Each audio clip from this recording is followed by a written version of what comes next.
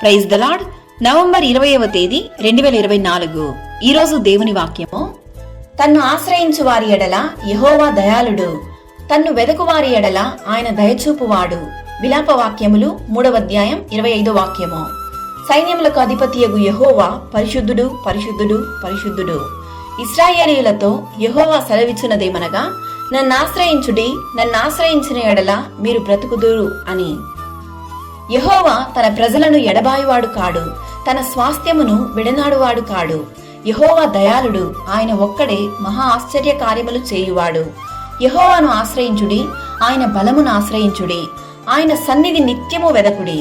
ఈ వాక్యం వింటున్న ప్రియ సహోదరి సహోదరులారా, ప్రతి సమస్యను బట్టి లేక ప్రతి కార్యాన్ని బట్టి నీవు మనుషులను ఆశ్రయించక యేసయ్యను ఆశ్రయించు.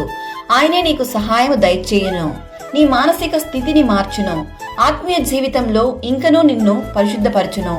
అనారోగ్య సమస్యలు, ఆర్థిక ఇబ్బందులు, కుటుంబంలో సమాధానం లేకపోవుట, ఉద్యోగంలో సమస్యలు, సంఘాలలో సాతాను ప్రభావం, చేతబడులు, ఇలా ఏదైనాను నీవు యెహోవాను ఆశ్రయించుము.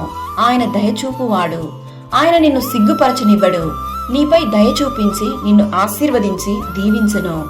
నీ సకల సమస్యలన్నిట్లో నుండి ఆయన నిన్ను విడిపించును.